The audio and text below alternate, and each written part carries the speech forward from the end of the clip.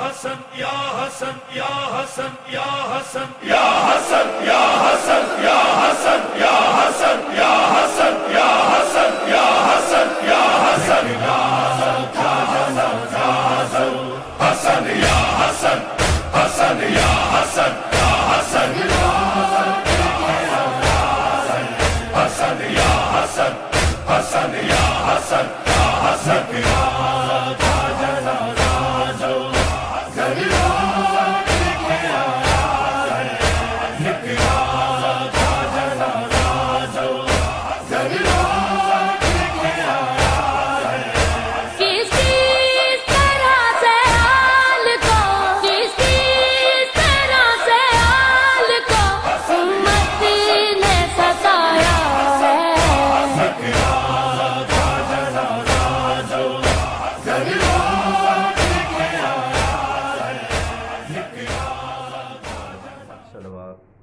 اللہم صلی علی محمد و آل محمد.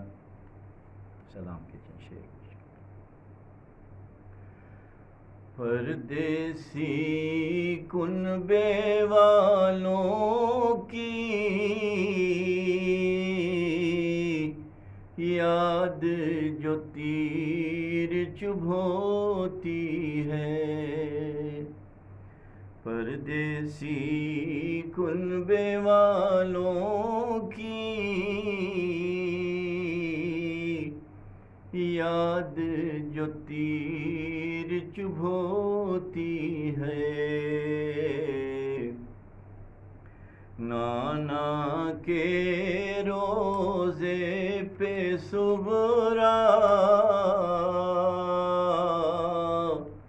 چپ کے روتی ہے،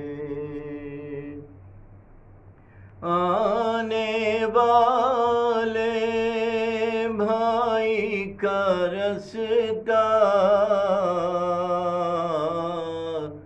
تکتی ہے بیمار بہن، آنے والے بھائی کا رستہ تکتی ہے بیمار بہن، بھائی کی بھرپور جوانی نیزہ کھائے سوتی ہے، اے شہزادی قاسم و اکبر اب نہ ملیں گے قاصد کو، اے شہزادی قاسم و اکبر اب نہ ملیں گے قاصد کو، دروازے پر آس لگائے پہروں ناحق روتی ہے،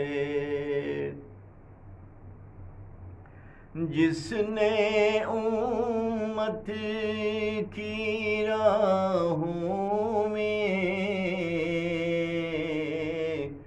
فرش بچھایا پھولوں کا، امت اس کے بیماروں کی راہ میں کانٹے بوتی ہے، امت اس کے بیماروں کی راہ میں کانٹے بوتی ہے، کس کا رونا کیسے آنسو عاشور کے دن اور وصر کے بعد کس کا رونا کیسے آنسو عاشور کے دن اور وصر کے بعد صغرا اپنے رخساروں سے گرد یتیمی دھوتی ہے، باپ کے سینے پر سوتی تھی وہ بھی ایک زمانہ تھا، ہر باپ کے سینے پر سوتی تھی وہ بھی ایک زمانہ تھا، اور ایک زمانہ یہ ہے سکینہ خاک کے اوپر سوتی ہے، ایک زمانہ یہ ہے سکینہ خاک کے اوپر سوتی ہے، اکبر کی شادی کی تمنا ہائے مقدر صغرا کا، اکبر کی شادی کی تمنا ہائے مقدر صغرا کا، صحرے کی لڑیاں تو نہیں اشکوں کے ہار پروتی ہے، صحرے کی لڑیاں تو نہیں اشکوں کے ہار پروتی ہے، نانا کے روزے پہ صغرا چپ کے روتی ہے۔ لا حول ولا قوة الا باللہ العلی العظیم۔ بسم اللہ الرحمن الرحیم۔ الحمد للہ الذی لا یفر منعه الجمود ولا یبدیہ العطاء والجود اذ کل معط منتقص سواہ وکل مانع مذموم ما خلا وهو المنان بفوائد النعم وعوائد المزید والقسم ما اختلف علیہ دہر فیختلف منہ الحال ولا كان في مكان فيجوز عليه الانتقال الصلاة والسلام على سيدنا ومولانا أبي القاسم محمد وعلى أهل بيته الطيبين الطاهرين لا سيما مولانا ومولى الكونين أبي الحسن والحسين أمير المؤمنين علي بن أبي طالب عليهم السلام روحي وأرواح العالمين لتراب مقدمهم فداء ولعن الدائم على أعدائهم إلى قيام يوم الدين رب اشرح لي صدري ويسر لي أمري واحلل عقدة من لساني يفقهوا قولي بسم الله الرحمن الرحيم اللهم كن لوليك الحجة ابن الحسن صلواتك عليه وعلى آبائه في هذه الساعة وفي كل ساعة وليا وحافظا وقائدا وناصرا ودليلا وعينا حتى تسكنه أرضك طوعا وتمتعه فيها طويلا اللهم عجل لوليك الفرج واجعلنا من أنصاره وأعوانه وأتباعه وشيعته والمستشهدين بين يديه. أما بعد، فقد قال الله سبحانه وتعالى في كتابه الكريم: أعوذ بالله من الشيطان الرجيم، بسم الله الرحمن الرحيم، وإلهكم إله واحد لا إله إلا هو الرحمن الرحيم إن في خلق السماوات والأرض واختلاف الليل والنهار والفلك التي تجري في البحر بما ينفع الناس وما أنزل الله من السماء من ماء فأحيا به الأرض بعد موتها وبث فيها من كل دابة وتصريف الرياح والسحاب المسخر بين السماء والأرض لآيات لقوم يعقلون. السلام عليك يا أبا عبد الله وعلى الأرواح التي حلت بفنائك. عليك مني سلام الله أبدا ما بقيت وبقي الليل والنهار ولا جعله الله آخر العهد مني لزيارتكم. السلام على الحسين وعلى علي بن الحسين وعلى أولاد الحسين وعلى أصحاب الحسين.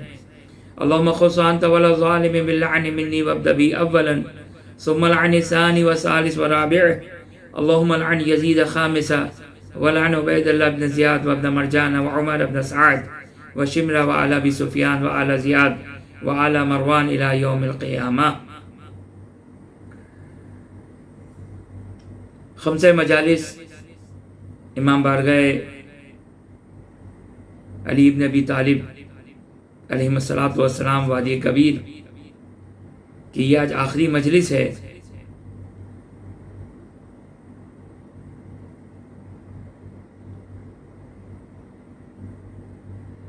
ہماری گفتگو جس موضوع کے ذیل میں چل رہی تھی کہ دین میں عقل کا کردار، دین میں عقل کا اسٹیٹس کیا ہے، اور آپ کی خدمت میں یہ عرض کیا کہ ہر چیز کا دار و مدار عقل پر ہے. دو قسم کی حجتیں ہیں، ایک حجت ظاہری ہے جس کو روایات میں انبیاء سے تعبیر کیا ہے.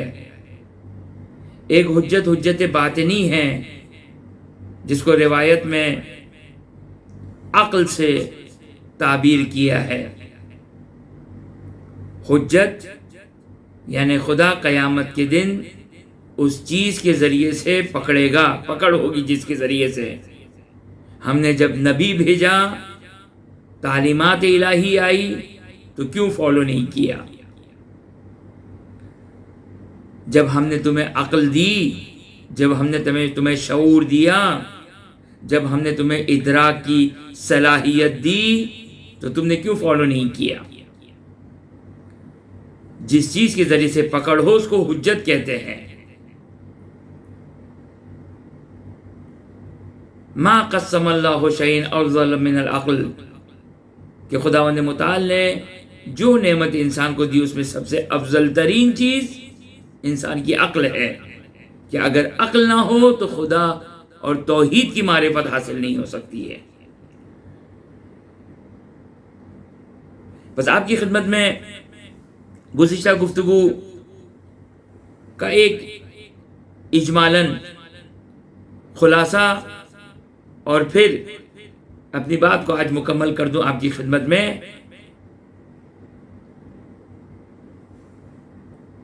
کہ یہ عقل کا اسٹیٹس، کہ اگر عقل نہ ہو تو انسان کچھ نہیں کر سکتا، حتیٰ توحید اور خدا کی معرفت حاصل نہیں کر سکتا ہے. یہ وہ عظیم مقام ہے عقل کا. عقل قرآن اور اہل بیت اطہار علیہ السلام کی روشنی میں ہر صاحب ادراک کو عاقل نہیں کہتے ہیں، ہر صاحب فہم کو عقل مند نہیں کہتے ہیں۔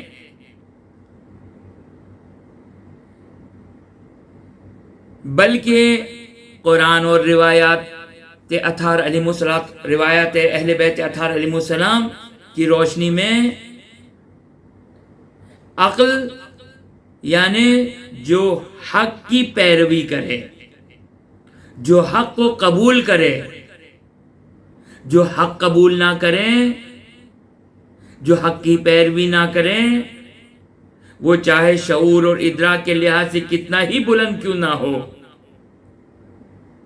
اس مادی دنیا کے اوپر احاطہ ہی کیوں نہ رکھتا ہو، لیکن اس کا احاطہ مادی دنیا پر ہے،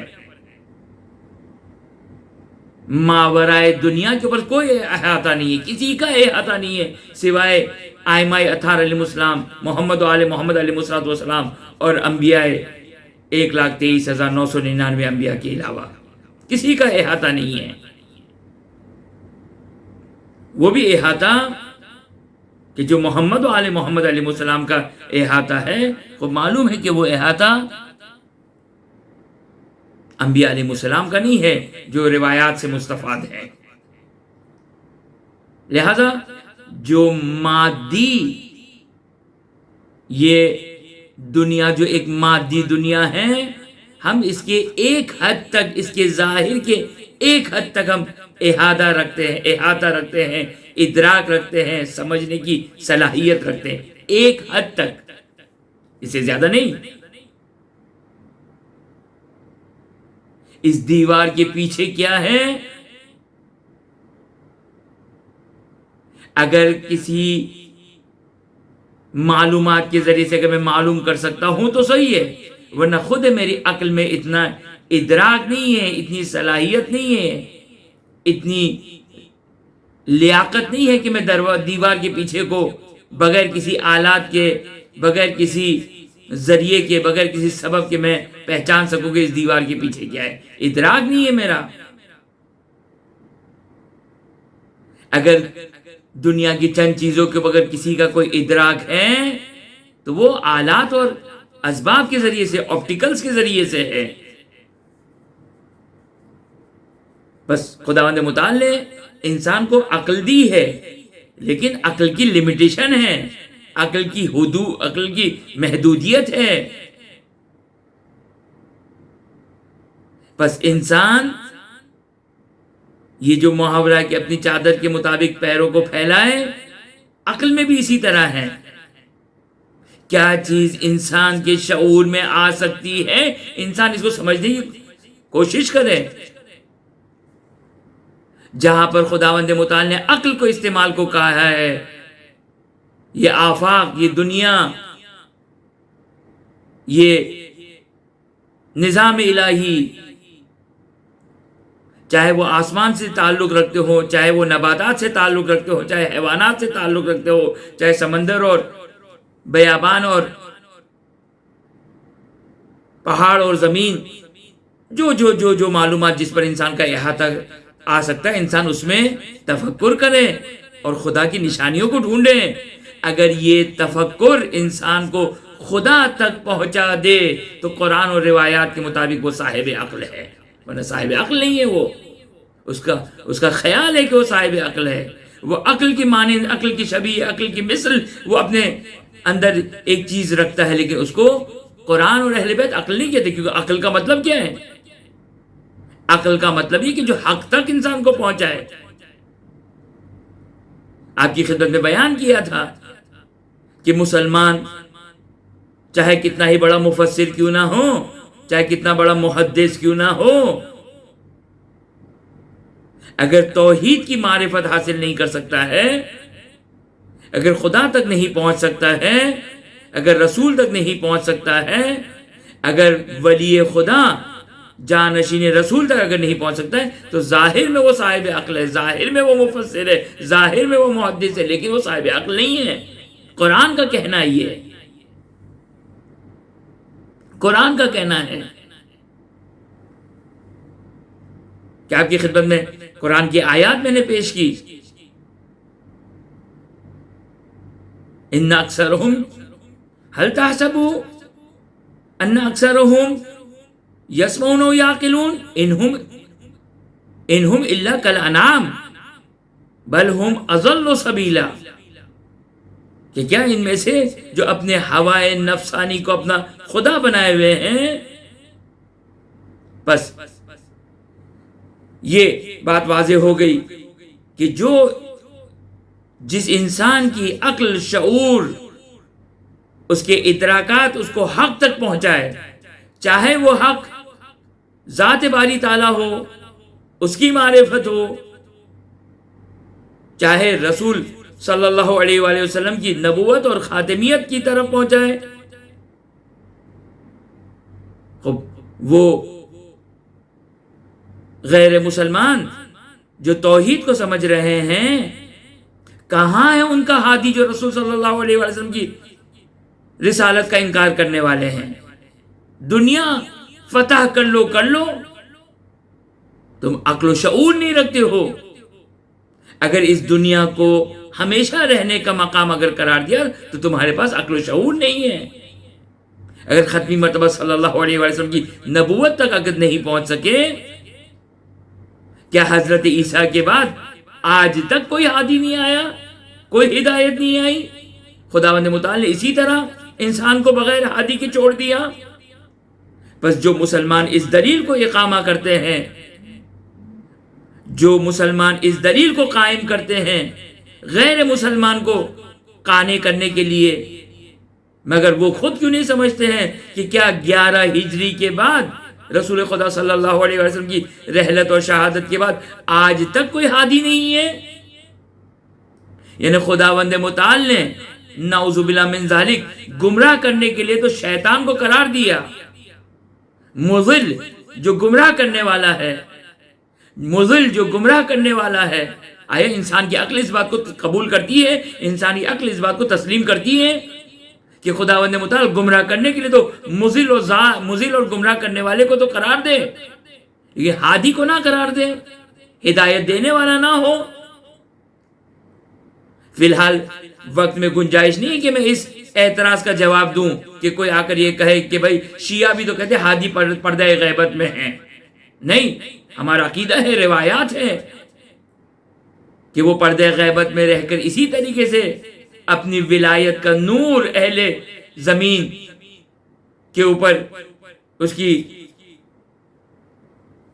شعائیں ہیں، جس طریقے سے اس طریقے سے وہ فائدہ پہنچاتا ہے، جس طریقے سے سورج بادلوں کے پیچھے سے فائدہ پہنچاتا ہے. یہ میرا اور آپ کا کام نہیں کہ کس طرح ہے، یہ خدا کا کام ہے. اور ہمارا عقیدہ ہے، ایمان ہے، وَإِلَّا نَعُوذُ بِاللَّهِ مِن ذَلِكَ خدا کی عدالت کے برخلاف ہے یہ. بہرحال یہ ایک جملہ آپ کی خدمت میں بریکٹ میں پیش کر دیا. بس عقل کی تعریف واضح ہو گئی. اب یہاں پر دو چیزیں ہیں. ایک وہ یہ کہ انسان کو اجر اور ثواب دیا جائے گا اس کی عقل کے مطابق، اس کی معرفت کے مطابق. کہ جب روایات ہمارے پاس موجود ہے کہ اسحاق بن عمار چھٹے امام جعفر صادق علیہ السلام کی خدمت میں آئے اور کہا کہ قلت له جعلت فداک ان لی جارا کثیر الصلاۃ و کثیر الصدقہ و کثیر الحج، کہ میرا پڑوسی ہے کہ جو بہت زیادہ نماز پڑھتا ہے، بہت زیادہ صدقہ دیتا ہے، بہت زیادہ حج انجام دیتا ہے. اس کا کیا اسٹیٹس ہے؟ فقال علیہ السلام، اس روایت کے مطابق اصول کافی باب عقل و جہل حدیث نمبر 19، فقال علیہ السلام یا اسحاق کیف عقلہ،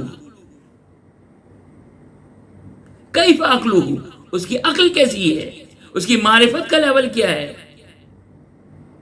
فقال لیس لہ عقل، وہ نہیں ہے شعور، وہ معرفت نہیں ہے.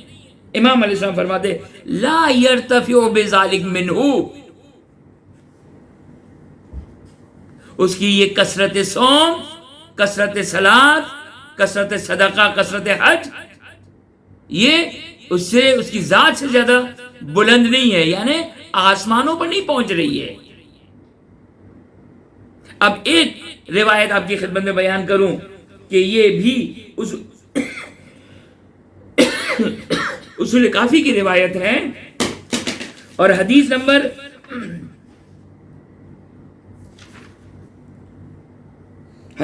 8، بالکل ابتدائی اصول کافی کی روایت، حدیث نمبر 8، کتاب عقل والجہل۔ راوی کہتا ہے قلت لأبی عبداللہ علیہ السلام فلان من عبادتہ و دینہ و فضلہ، فلاں شخص کی عبادت، دین، فضل، اب میرے الفاظ، تہجد گزار، ساری زندگی نماز شب پڑھنے والا، قرآن کی تلاوت کرنے والا، بہترین۔ امام علیہ السلام نے سوال پوچھا کیف عقلہ، اس کی عقل کا لیول کیا ہے، اس کی عقل کا اسٹیٹس کیا ہے؟ قلت لا ادری، نہیں معلوم مجھے۔ امام علیہ السلام فرماتے ان الثواب علی قدر العقل، ایک انسان کو ثواب اس کی عقل کے مطابق ملے گا۔ عقل یعنی کیا مطلب؟ یعنی اسے دنیا کو فتح کیا ہو، یعنی وہ انجینئر ہو، یعنی وہ میتھمیٹیشین ہو۔ عقل کا کیا مطلب؟ ڈاکٹر ہے، وہ انجینئر ہے، جی نہیں، یہ عقل نہیں ہے، یہ عقل کا معیار نہیں ہے۔ ہماری 4 گفتگو کا خلاصہ یہ کہ یہ عقل کا معیار نہیں ہے، بلکہ عقل کا معیار معرفت خدا ہے، معرفت خدا اس کی عقل کا معیار ہے۔ خوب توجہ کریں، امام علیہ السلام، آپ کے مولانا آپ یہ کہاں سے بیان کر رہے ہیں؟ خوب اگرچہ 4 روایات 4 مجالس میں آپ کی خدمت میں اس مطلب کی وضاحت کی، اور اس روایت میں بھی امام علیہ السلام دلیل لے کر آ رہے ہیں، امام علیہ السلام دلیل لے کر آ رہے ہیں۔ فرماتے ہیں ان رجلا من بنی اسرائیل کان یعبد اللہ فی جزیرۃ من جزائر البحر، کہ بنی اسرائیل کا ایک عابد تھا جو سمندر کے جو ایک جزیرے میں عبادت کیا کرتا تھا، اور بڑا خوبصورت، کہ امام علیہ السلام نے اس کی توصیف بیان کی کہ بڑا خوبصورت جزیرہ تھا، ہرا بھرا جزیرہ تھا۔ وَإِنَّ مَلَكَ مِن مَلَائِكَ مَرَّ بِهِ، ایک دن ایک فرشتے کا وہاں سے گزر ہوا۔ یعنی توجہ کریں عبادت کا لیول کیا تھا، توجہ کریں کہ اس عابد کی عبادت کی کثرت کیا تھی، کہ ایک فرشتہ اس کی عبادت سے متعجب ہو جاتا ہے، فرشتہ اس کی عبادت سے امپریس ہو جاتا ہے۔ فرشتہ جو معمول ہی خدا کی عبادت پر ہے، رکوع و سجود و قیام و خدا کی عبادت پر معمول ہے، وہ فرشتے کہ جنہوں نے آسمانوں پر فرشتوں کی عبادت دیکھے ہوئے ہیں، وہ فرشتہ کہ ظاہراً وہ بھی اسی قوم میں ہوگا کہ جب خداوند متعال نے کہا تھا کہ میں زمین پر انسان کو اپنا جانشین بنا رہا ہوں، تو اعتراض کر بیٹھے تھے، کہا نحن نقدس و نحمد، ہم تیری تقدیس کرتے ہیں، ہم تیری حمد کرتے ہیں۔ وہ فرشتہ امپریس ہو گیا اس عابد کی عبادت سے، توجہ کریں، وہ فرشتہ امپریس ہو گیا عابد کی عبادت سے۔ کہا ایک دن فرشتے کا وہاں سے گزر ہوا تو فرشتے نے کہا رب ارنی ثواب عبدک ھذا، خدا مجھے اس بندے کا ثواب تو دکھا کہ کتنا اجر ہے تیرے نزدیک، کیا مقام ہے اس کا۔ فَأَرَاهُ اللَّهُ تعالی ذَلِكَ، خدا نے اس کو اس کا مقام دکھایا۔ فَاسْتَقَلَّهُ، اس فرشتے کو بہت قلیل محسوس ہوا، اس فرشتے کو جو اس کی عبادت تھی، جو اس کا قیام اور قعود تھا، جو اس کا کثرت عبادت تھی، اس کے مد مقابل یہ ثواب انتہائی قلیل۔ خداوند متعال لا یظلمون فتیلا، بال برابر، ایک ذرہ برابر بھی خدا کی طرف سے کوئی ظلم نہیں ہوگا، خدا نے جو وعدہ کیا ہے وہ عطا کرے گا۔ وہ فرشتے کو ایک قسم کی احساس ہوا کہ یہ عبادت کے مقابلے میں اتنا قلیل ثواب، اتنا کم ثواب، یہ کیسے ہو سکتا ہے؟ خدا کی عدالت کے برخلاف ہے یہ. لہذا فَأَوْحَى اللَّهُ عَزَّ وَجَلَّ، خداوند متعال نے اس فرشتے کو وحی کی، ان اصحبو، جاؤ تم خود اس کے ساتھ ایک ٹائم گزارو، ایک وقت گزارو، تو تمہیں خود اس بات کا اندازہ ہو جائے گا کہ جو میں نے ثواب قرار دیا ہے وہ اس کی شان کے مطابق ہے. اس کی شان ہی یہی ہے، اس کی لیاقت ہی اتنی ہے. فَأَتَاهُ الْمَلَكُ فِي صُورَةٍ إِنسِيٍّ، ایک مرتبہ فرشتہ انسان کی شکل میں آیا. فَقَالَ لَهُ مَنْ أَنْتَ، کہا کون ہو؟ کہا أَنَا رَجُلٌ عَابِدٌ بَلَغَنِي مَكَانَكَ وَعِبَادَتِكَ فِي هَذَا الْمَكَانِ فَأَتَيْتُكَ لَأَعْبُدُ اللَّهَ مَعَكَ. ایک مرتبہ فرشتے کو خداوند متعال نے انسانی شکل میں زمین پر بھیجا اور اس شخص کے پاس آئے. اس شخص سے کہا کہ تم کون ہو؟ کہا میں بھی خدا کا بندہ ہوں، میں بھی عابد ہوں، عبادت کرنے والا ہوں. مجھے تمہاری جگہ پسند آئی ہے، مجھے تمہاری جگہ کی اطلاع ملی، تمہاری عبادت کے بارے میں پتہ چلا. میں بھی آیا ہوں کہ میں تمہارے ساتھ مل کر یہاں پر عبادت کروں. فَكَانَ مَعَهُ يَوْمُهُ ذَلِكَ، ایک دن فقط 24 گھنٹے اس کے ساتھ گزارے. 24 گھنٹے اس فرشتے نے اس عابد کے ساتھ گزارے. فَلَمَّا أَصْبَحَ قَالَ لَهُ الْمَلَكُ، جب صبح ہوئی تو فرشتے نے اس عابد سے کہا کہ اِنَّ مَكَانَكَ لَنَزِهٌ وَمَا يَصْلَحُ إِلَّا لِلْعِبَادَةِ. فرشتے نے اس عابد سے کہا کہ تمہاری یہ جو جگہ ہے، جو جزیرہ ہے، کتنا خوبصورت ہے، عبادت کے لیے کتنا ہی اہم، کتنا ہی زبردست ہے. عبادت، توجہ کیجئے گا، اگر خداوند متعال نے ہمارے لیے اسباب کو مہیا کیا ہے کہ ہم خدا کی عبادت کو خضوع و خشوع کے ساتھ انجام دے سکتے ہیں، یہ قیامت کے دن جواب دہ ہے اگر ہماری نماز خضوع و خشوع کے ساتھ نہ ہو. ہوا ہے، ٹھنڈک ہے، ایئر کنڈیشن ہے، اچھی مسجد ہے، آرام ہے، سکون ہے، اس کے باوجود اگر نماز میں خضوع و خشوع نہ ہو تو قیامت کے دن جواب دہ اس نعمت کے بارے میں. فقط اپنے بدن کو سکون نہ پہنچائے، اپنی روح کو سکون پہنچائے. روح کو سکون یعنی پوری توجہ کے ساتھ. اور میں نے پہلے بھی آپ کی خدمت میں بیان کیا، یہ واٹس ایپ، یہ موبائل، یہ فیس بک، یہ انٹرنیٹ، یہ فلم، یہ ڈرامے وغیرہ انسان کی توجہ کو خدا سے ہٹا دیتے ہیں. کہا کہ وَإِنَّ مَكَانَكَ لَنَزَلٌ وَمَا يَصْلُحُ إِلَّا لِلْعِبَادَةِ، کہ تمہارا یہ مکان کتنا خوبصورت ہے اور عبادت کے لیے کتنا موزوں ہے، کتنا بہترین ہے عبادت کے لیے. فَقَالَ لَهُ الْعَبِدُ، اب توجہ کریں، اس کی معرفت کا لیول دیکھیں. ہم بھی اپنی معرفت کے لیول کو بڑھائیں. تو وہ روایت جو آپ کی خدمت میں بیان کیا کہ نوم العاقل افضل من سحر الجاہل، کہ عاقل کا، عاقل یعنی جو معرفت خدا کے ساتھ ہے، نہ یہ کہ آپ کی خدمت میں بیان کیا جو سائنسدان ہیں، یہ عاقل نہیں ہے، یہ شبیہ عاقل ہے اگر معرفت خدا وہ اس حد تک نہیں رکھتا ہے. تو یہ روایت کا جملہ ساتویں امام موسیٰ کاظم علیہ السلام سے کہ نوم العاقل افضل من سحر الجاہل، کہ جاہل کی رات بھر عبادت کرنے سے عاقل کا سونا زیادہ افضل ہے اگر وہ معرفت خدا والا. خوب، اب یہ کیا کہتا ہے؟ فقال له العابد، عابد کہتا ہے ان لمکاننا ھذا عیبا، کہ اس مکان کا ایک عیب ہے، اس مکان میں ایک نقص ہے، ایک عیب ہے. فقال له ما ہوا، فرشتے نے کہا کہ وہ کون سا عیب ہے؟ کہا قال لیس لربنا بہیمۃ فلو کان له حمار رعیناہ فی ھذا الموضع فإن ھذا الحشیش یزیع. فقال له ذلك الملك ما لربک حمار فقال لو کان له حمار ما یزیع مثل ھذا الحشیش. یہ اس کی عقل کا لیول ہے، یہ اس کے شعور کا لیول ہے کہ اس مکان میں ایک عیب ہے. وہ عیب کیا ہے؟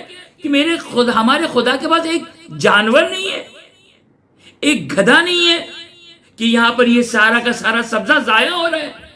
کہا کیا ہے اس گدھے کا کام؟ کیا ہے؟ کہا یہ سارا کا سارا سبزہ ضائع نہ ہو، یہ سارا کا سارا سبزہ ضائع ہو رہا ہے، یہ سارا کا سارا سبزہ ضائع ہو رہا ہے. یہ ساری ہریالی، یہ ساری گرینری ضائع ہو رہی ہے. ایک گدھا ہوتا تو وہ اس کو کھاتا، اس کو چراتا، اس سے استفادہ کرتا. ہمارے خدا کے پاس ایک گدھا نہیں ہے. یہ اس کی معرفت کا لیول. اور اسی قسم کے اعتراضات ہم اب ڈائریکٹ خدا پر تو نہیں کرتے کیونکہ خدا کے ماننے والے ہیں. اتنا تو شعور ہے کہ ڈائریکٹ خدا کو نہ کرے. لہذا روایات اہل بیت علیہ السلام پر ہم کرتے ہیں. ارے کیسے ممکن ہے ایک قطرہ آنسو آئے خدا سارے گناہوں کو بخش دے؟ یہ یقینی طور پر اس گریا کا مطلب یہ نہیں کہ انسان گناہ کرے، انسان معصیت کرے.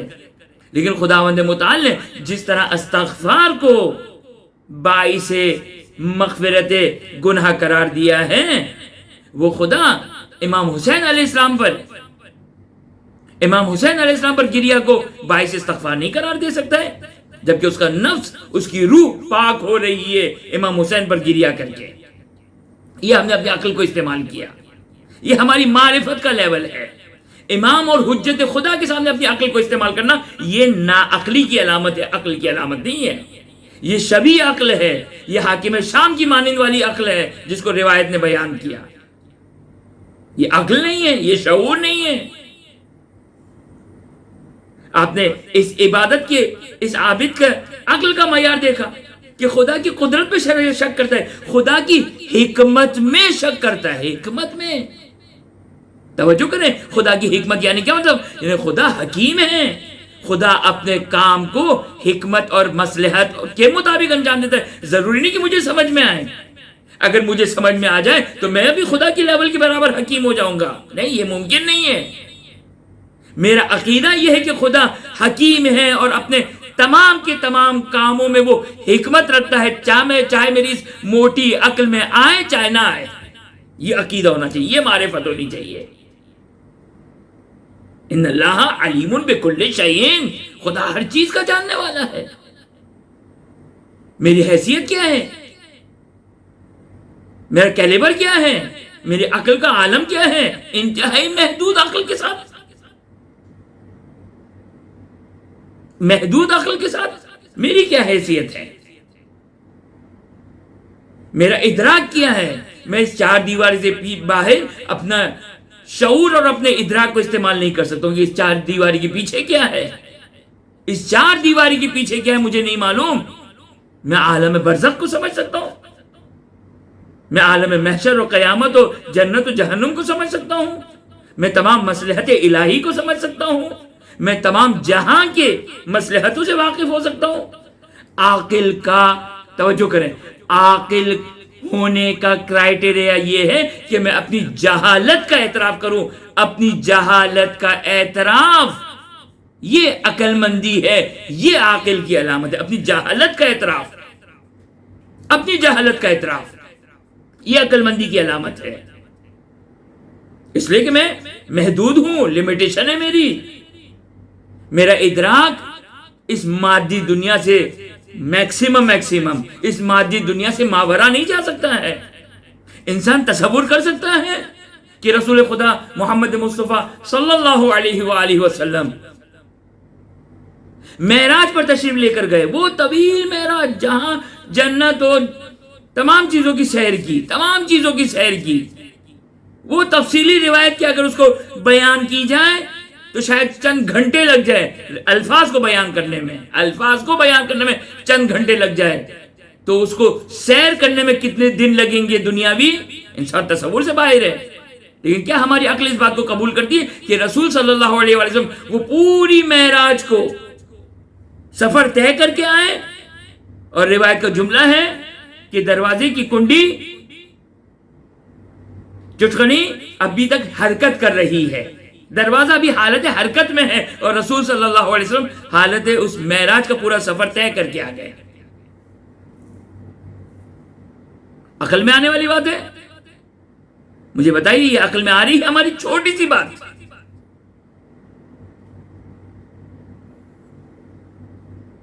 بس عقل کو اس کے لمیٹیشن میں استعمال کیا جائے، اس کے میدان میں استعمال کیا جائے. جو عقل کا میدان ہے وہاں استعمال کریں. ان فی خلق السماوات والارض واختلاف اللیل والنہار ہے، یہ زمین و آسمان کی خلقت، دن اور رات کا آنا، یہ پورے نظام میں انسان اپنی عقل کو استعمال کرے نا. یہ ہے لآیات لقوم یعقلون.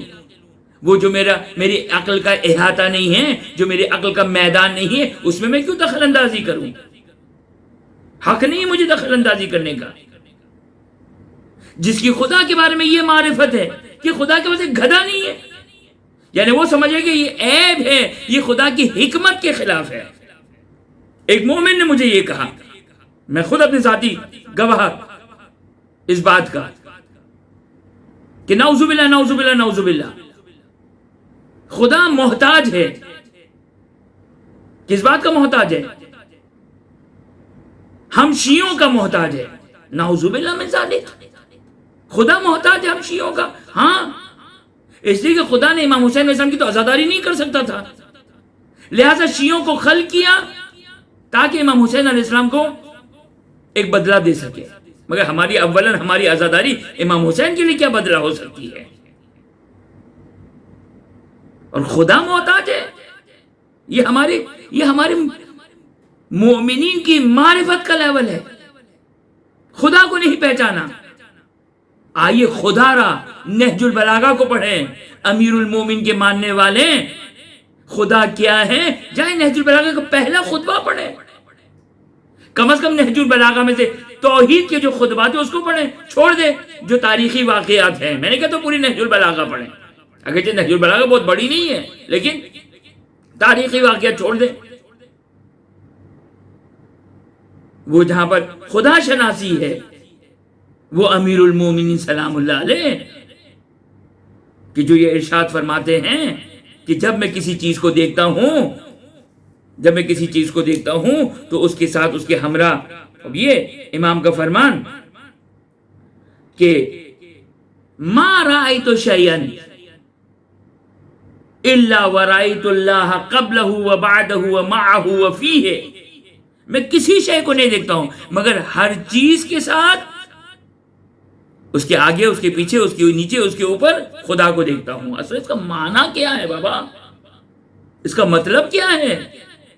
اس کو تو ہم نے امام کے فرمان کی ایک لائن سمجھے. ہم ایک لائن سمجھے.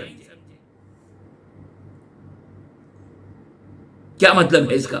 بہرحال وقت میں گنجائش نہیں کہ میں اس کا کوئی ترجمہ کروں، لیکن معرفت کا یہ لیول کہ جس علی ابن ابی طالب علیہ السلام کو سوائے خدا کے اور کسی چیز کے اوپر دید نہیں اور کسی چیز کے اوپر نگاہ نہیں ہے، سوائے خدا کے، اور علی ابن ابی طالب علیہ السلام کو کچھ نظر نہیں آتا.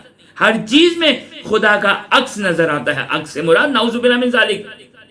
وہی اب یہ روایت بھی پڑھ دوں آپ کی خدمت میں کہ امیر المومنین سلام اللہ علیہ کی عبادت اور معرفت کا لیول کیا ہے، اس کا اشیر کو ہم سمجھیں. قیامت کے دن اس معرفت کے حساب سے ہمارا حصہ، ہماری جزا ہے، ہمارا ثواب ہے. کہ جب راوی نے سوال کیا ہل رأیت ربک حین عبدتہ یا امیر المومنین، جب آپ خدا کی عبادت کرتے تو کیا آپ اپنے رب کو دیکھتے ہیں؟ شاید ممکن ہے راوی کا سوال کرنے کا مقصد یہ ہو کہ جب ہم علی کو عبادت کرتے ہوئے دیکھتے ہیں تو علی اس طرح غر کی در عبادت ہے جسے خدا کو دیکھ رہے ہوں،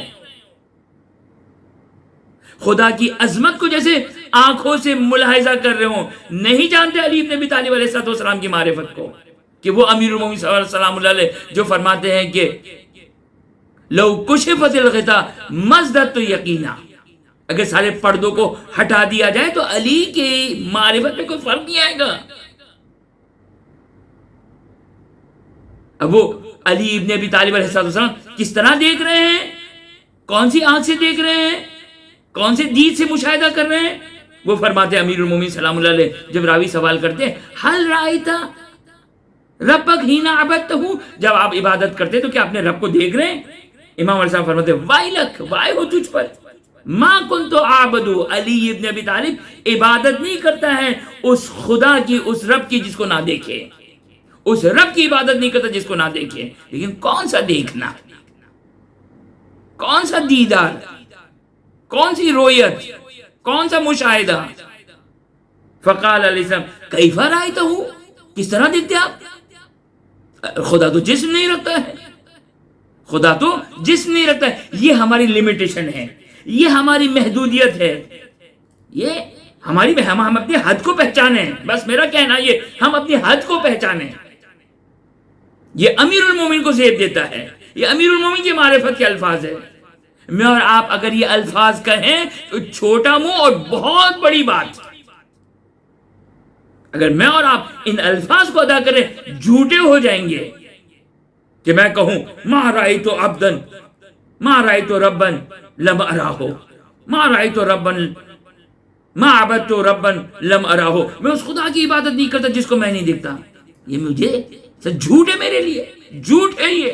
یہ فقط امیر المومنین اور محمد و آل محمد علیہ السلام کو زیب دیتا ہے یہ جملہ. میں اپنی لمیٹیشن کو پہچانوں، میں اپنی حد و حدود کو پہچانوں. یہ میری حد و حدود نہیں ہے، یہ امیر المومنین کا وہ لیول ہے، یہ محمد و آل محمد کی معرفت کا لیول ہے جس کو ہم کچھ نہیں سمجھ سکتے. یہ فقط الفاظ ہے جو میں آپ کی خدمت میں بیان کر رہا ہوں، فقط الفاظ ہے، یاد رکھیے گا یہ فقط الفاظ ہے. کہ امیر المومنین فرماتے ہیں میں اس رب کی عبادت نہیں کرتا جس کو میں نہ دیکھوں. کیف رأیتہ ہوں، مولا آپ کیسے دیکھتے ہیں؟ امام فرماتے ہیں وائلک، وائے ہو تجھ پر، لا تدرکہ العیون فی مشاہدۃ الابصار، کہ خدا کو میں اپنی آنکھوں کے ذریعے سے مشاہدہ نہیں کرتا ہوں، یہ آنکھیں درک نہیں کرتی ہے، بل ولیکن رأت القلوب بحقائق الایمان، کہ یہ دل اپنی ایمان کی حقیقت سے خدا کو دیکھتے ہیں. لوگ بچے کہتے ہیں، جوان کہتے ہیں مولانا ہم مقام عرفان پہ پہنچنا چاہتے ہیں. مقام عرفان، ہم اس حدیث کو تو سمجھیں کیا ہے؟ اصل نہیں سمجھ سکتے، ممکن نہیں ہے. کیسے سمجھ سکتے ہیں؟ یہ ہماری عقل سے ماورا ہے. ہم علی ابن ابی طالب علیہ السلام کو نہیں سمجھ سکتے، کجا ان کے رب کو سمجھیں گے، ان کے خدا کو سمجھیں گے. لیکن بہرحال نہج البلاغہ کا خطبہ کھولیے، عرفان چاہیے نا. ہمارے بچہ سمجھے عرفان یعنی ہوا میں پرواز کرو، انسان کی حقیقتیں پتہ چل جائے. یہ ہے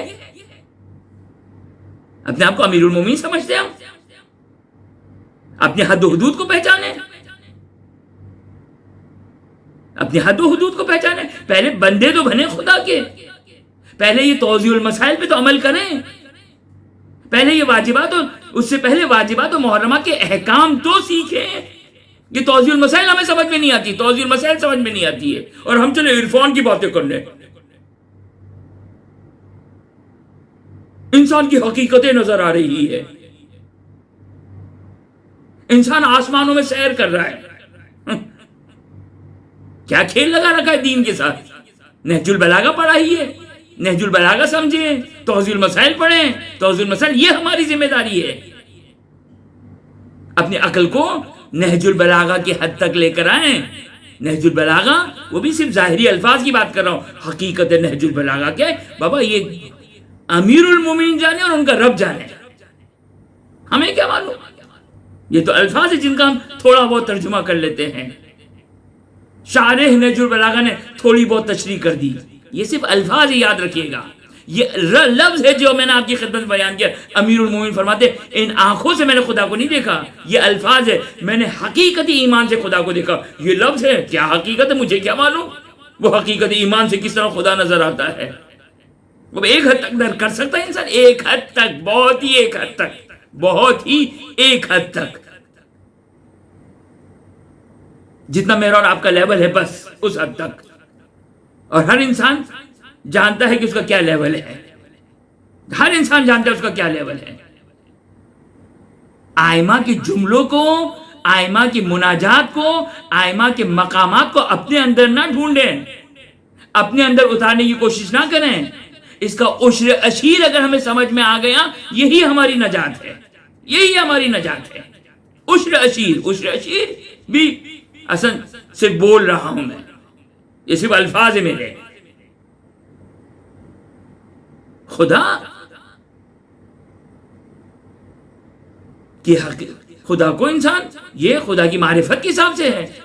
کہنے والا یہ کہے کہ نعوذ باللہ من ذالک، خدا ہمارا محتاج ہے، ہم عزاداروں کا محتاج ہے، کیونکہ خود تو عزاداری کر نہیں سکتا ہے، وہ تو ماتم نہیں کر سکتا، وہ تو گریہ نہیں کر سکتا ہے۔ نعوذ باللہ من ذالک، یہ خدا کے بارے میں عقیدہ ہے۔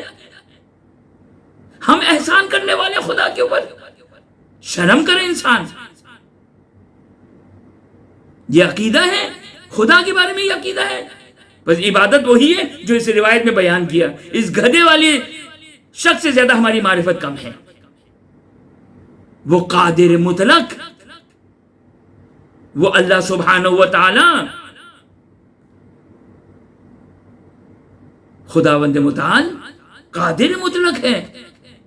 قادر مطلق کا مطلب کیا ہے؟ جائیں پڑھیں، علم کلام پڑھیں۔ خدا اگر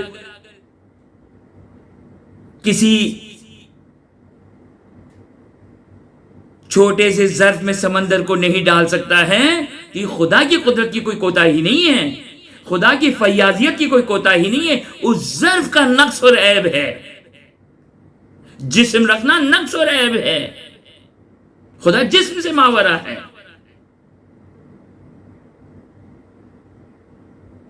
خدا کے اوپر کوئی احسان نہیں کرتا ہے، کوئی بھی احسان نہیں کرتا ہے۔ محمد و آل محمد علیہ السلام خدا کے اوپر احسان نہیں کرتے ہیں۔ چھوڑ دے محمد و آل محمد علیہ السلام، ان ہستیوں کو چھوڑ دیں۔ قیامت پہ قبر میں نہیں پوچھا جائے گا مجھ سے اور آپ سے۔ خدا کی معرفت حاصل کریں اور محمد و آل محمد اور خدا کو چھوڑ دیں۔ قبر میں سے مجھ سے میرے عقیدے کے بارے میں پوچھا جائے گا، میری معرفت کے بارے میں پوچھا جائے گا، خدا کے بارے میں کیا عقیدہ ہے، خدا کے بارے میں کیا معرفت ہے۔ اب یقینی طور پر خدا کسی کا محتاج نہیں ہے، حتیٰ محمد و آل محمد علیہ السلام کا محتاج نہیں ہے۔ بلکہ کیا یقینی طور پر خداوند متعال نے محمد و آل محمد کو اپنی عنایت سے نوازا ہے۔ خداوند متعال نے محمد و آل محمد کو وہ مقام عطا کیا ہے، وہ محمد و آل محمد ہے۔ یا ایھا الناس انتم الفقراء الی اللہ، ہر شخص خدا کے بارگاہ میں فقیر محض ہے۔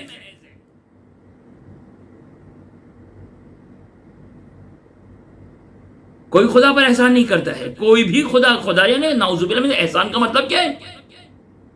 یہ تو خدا کا لطف ہے۔ توجہ کریں، ان اللہ لا یضیع اجر المحسنین، احسان کرنے والے کا اجر خدا ضائع نہیں کرتا، یہ خدا کا لطف ہے۔ یہ آیت کہ خداوند متعال اس آیت میں یہ بیان کر رہا ہے،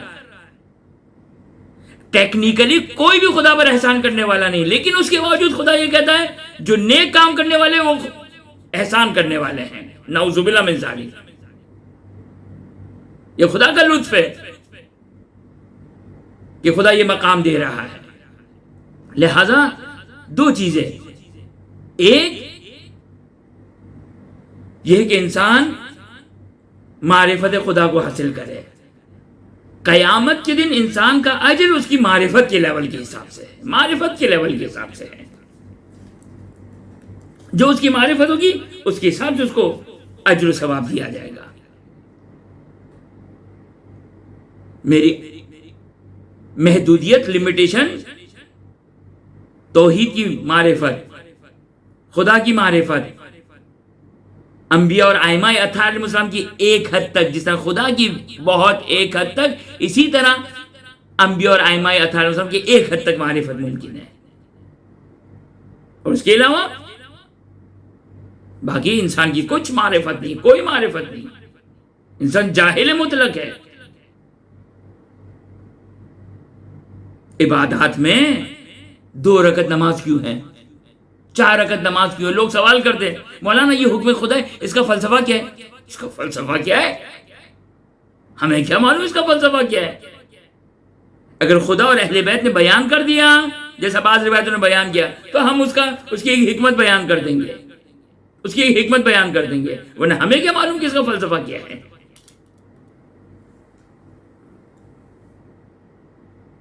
مگر آج میرا جی چاہ رہا ہے فجر کی نماز میں 4 رکعت پڑھوں، تو خدا کی زیادہ ہی عبادت کر رہا ہوں نا میں، 2 سجدے کی بجائے رکعت میں 4 سجدے کر رہا ہوں۔ خدایا یہ تو تجھے پسند آنا چاہیے، نہیں، اپنی عقل کو استعمال نہیں کیا جائے گا. خدا نے منع کیا پانی کو استعمال کرنا. اب میں کہوں کہ پھر بھی میں غسل کروں گا، پھر بھی وضو کروں گا، تیمم نہیں کروں گا، نہیں، یہ عقل کا میدان نہیں ہے. یہاں عقل کا میدان یہ ہے. عقل یہ کہتی ہے کہ رب الارباب، خالق الجمیع مخلوقات کا انسان تابع ہو، اپنے مالک کا تابع ہو، اپنے خالق کا تابع ہو، اس کے فرمان کا تابع ہو. اسے کہیے تیمم کرنا ہے، یہی تمہاری طہارت کا سبب ہے. غسل سے تمہاری طہارت حاصل نہیں ہوگی، وضو سے تمہاری طہارت حاصل نہیں ہوگی.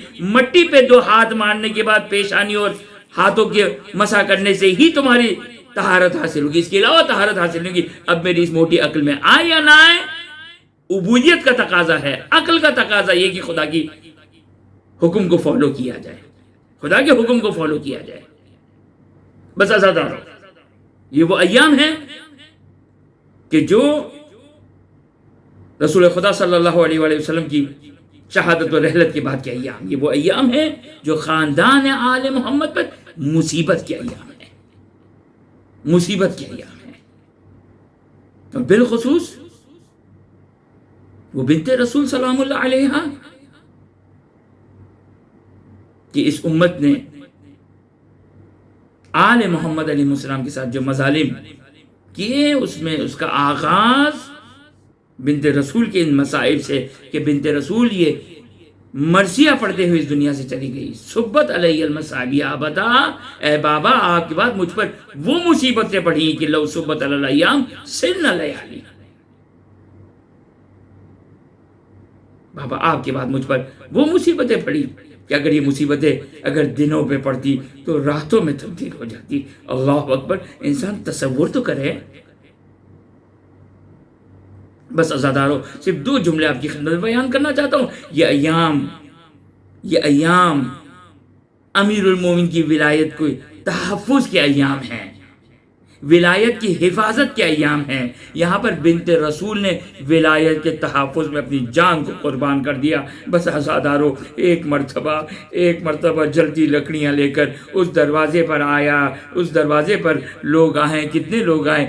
1 نہیں، 2 نہیں، 3 نہیں. روایات بیان کرتی ہیں 300 لوگ تھے جو جلتی لکڑی لے کر اس دروازے پر آئے. اور اہل خانہ کو یہ دھمکی دی جا رہی ہے، ڈرایا جا رہا ہے کہ علی ابن ابی طالب علیہ السلام کو نہ بھیجا گیا تو اس دروازے کو آگ لگا دی جائے گی. عزادارو، یہ کون سا دروازہ ہے؟ یہ وہ دروازہ ہے کہ ملک الموت بھی فاطمہ کی اجازت کے بغیر اس دروازے سے داخل نہیں ہوتا. ارے رسول خدا بھی آتے ہیں تو 8 مہینے یا 6 مہینے اس دروازے پر آ کر السلام علیکم یا اہل بیت نبوہ کر کے سلام کرتے ہیں. لیکن آج یہ ستم ہے، آج یہ مظالم ہے کہ اس دروازے کو جلانے کی بات کی جا رہی ہے.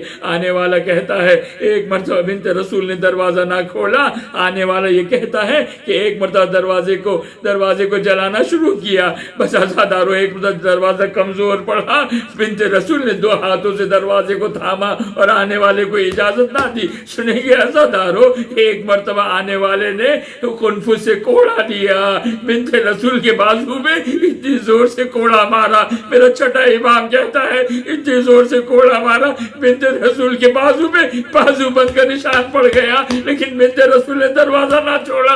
عزادارو سنیں گے، ایک مرتبہ آنے والا کہتا ہے جب بنت رسول نے مجھے اجازت نہیں دی، میں نے ایک دفعہ دروازے کو لات ماری، اتنی زور سے لات ماری کہ فاطمہ در و دیوار کے درمیان ایک مرتبہ منہ کے بل زمین پر گری. یا رسول اللہ ہکذا یفعل بحبیبتک و ابنتک. بابا آپ کے بعد مجھ پر یہ مظالم ڈھائے گئے. احیا فضہ فخذینی، اس کے بعد جناب فضہ کو آواز دی، فضہ آؤ مجھے سنبھالو، میرا محسن مارا گیا. وَسَيَعْلَمُ الَّذِينَ ظَلَمُوا أَيَّ مُنقَلَبٍ يَنقَلِبُونَ. بارہا ان آنسو کو باعث شفاعت قرار فرما. خداوند یہ واسطہ دیتے محمد و آل محمد کی عظمت کا واسطہ.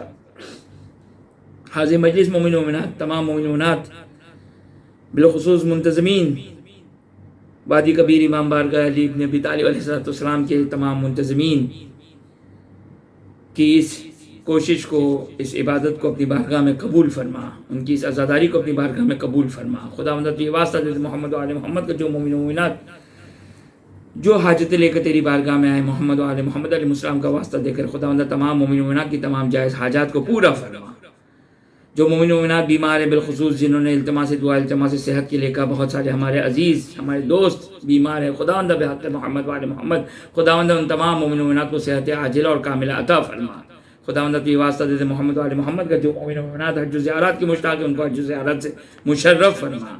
خداوند اپنی واسطہ دے محمد و آل محمد کو حاضر مجلس مومن و مومنات کے محرومین، منتظمین کے محرومین اور کل محروم مومن و مومنات جو اس دنیا سے جا چکے ہیں، خداوند تمام محروم مومن و مومنات کی مغفرت فرما، جوار معصومین میں جگہ عطا فرما، اپنی آخری حجت امام عصر و زمان کے ظہور میں تعجیل فرما، ہمیں ان کے اعوان و انصار میں قرار فرما۔ ربنا تقبل منا انک انت السمیع العلیم۔ ماتم حسین۔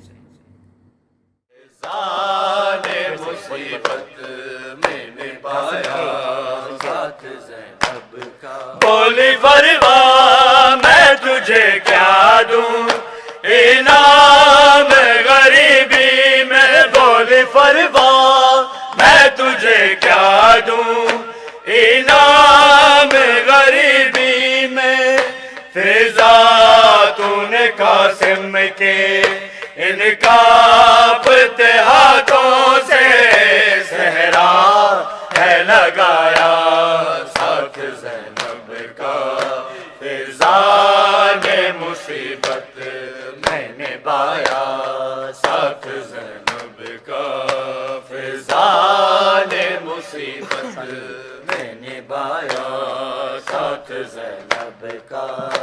اولاد علی نے بھی، اولاد علی نے بھی ماں کہہ کے بلایا، ساتھ زینب کا فضا نے مصیبت میں نبھایا، ساتھ زینب کا فضا نے مصیبت میں نبھایا، ساتھ زینب کا۔ خاک نے ڈانپ لیا اختر بالوں کی سفیدی کو، خاک نے ڈانپ لیا اختر بالوں کی سفیدی کو، جب تک وہ رہی زندہ اس خاک سفر ہی کو برقع ہے بنایا، ساتھ زینب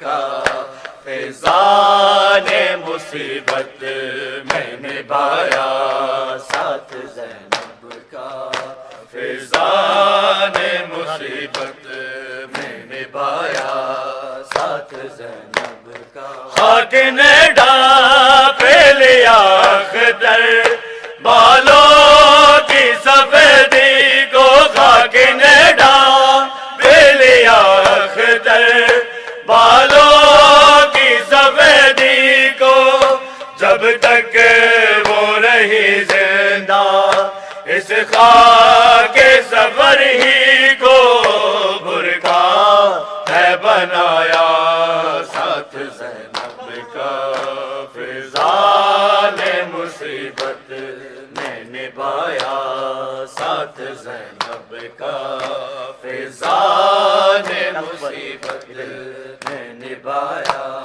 ساتھ زینب کا۔ تخت پر بیٹھا شرابی جو مخاطب ہوا زینب سے، تخت پر بیٹھا شرابی جو مخاطب ہوا زینب سے، تب چیخ اٹھی فضا ظالم نے جو بی بی کو تو کہہ کے بلایا، ساتھ زینب کا فضا نے مصیبت میں نبھایا، یا حسن یا حسین مولا حق امام، یا حسن یا حسین مولا حق امام، یا حسن یا حسین مولا حق امام، یا حسن یا حسین مولا حق امام، یا حسن یا حسین مولا حق امام، یا حسن یا حسین یا حسین یا حسین یا حسین یا حسین۔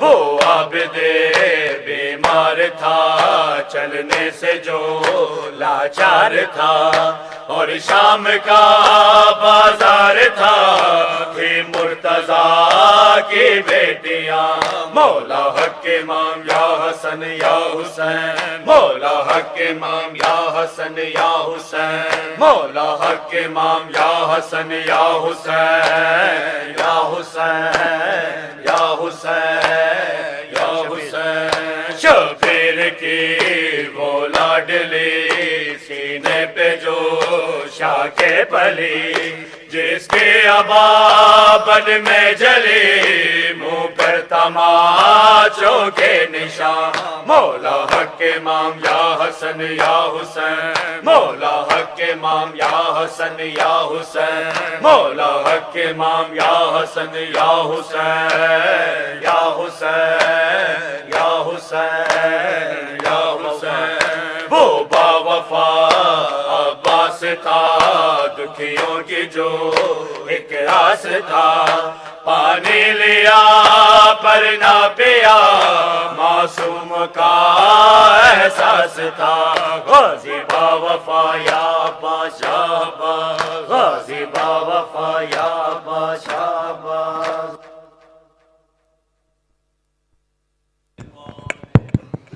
صلی اللہ علیہ یا ابا عبداللہ، السلام علیکہ یا ابن رسول اللہ، السلام علیکہ یا ابن امیر المؤمنین وابن سید الوسین، السلام علیکہ یا ابن فاطمۃ الزہرا سیدتی نساء العالمین، الصلاۃ والسلام علیکم ورحمۃ اللہ وبرکاتہ۔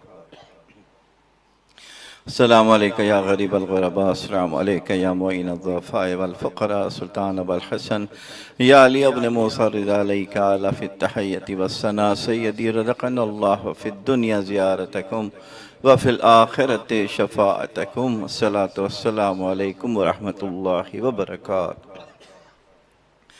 السلام علیکہ یا مولانا یا صاحب العصر والزمان، الامان الامان الامان من فتن الزمان، السلام علیکہ یا شریک القرآن، سیدی اجل اللہ تعالی فرجک وسہل اللہ تعالی مخرجک وظہورک ورحمۃ اللہ وبرکاتہ۔ بسم اللہ الرحمن الرحیم، اللہم کل ولیک الحجت ابن الحسن صلواتک علیہ وعلی آبائہ فی هذه الساعة وفي كل ساعة وليا وحافظا وقائدا وناصرا ودليلا وعينا حتى تسكنه أرزك توا وتمتعه